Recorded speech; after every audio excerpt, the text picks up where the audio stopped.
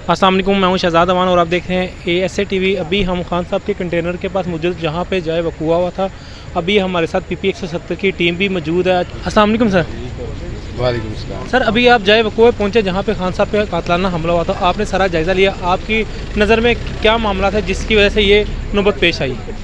मामला मुझे तो यही नज़र आ रहा है कि यहाँ पे रश ज़्यादा था और उसके भागने की जगह भी सेफ थी, इसी वजह से यहाँ पे टारगेट किया गया उनको। ठीक है, बिल्डिंग्स वगैरह पे आपने देखा आज तो बहुत ज़्यादा सिक्योरिटी है। हाँ, बिल्डिंग पे आज सिक्योरिटी है, उस टाइम का तो हम इधर मौजूद नहीं थे, पता नहीं सिक्योरिटी थी या नहीं थी, लेकिन जो भी था वकूबा तो हो गया ना, वाक़या तो हो गया। शुक्रिया सर।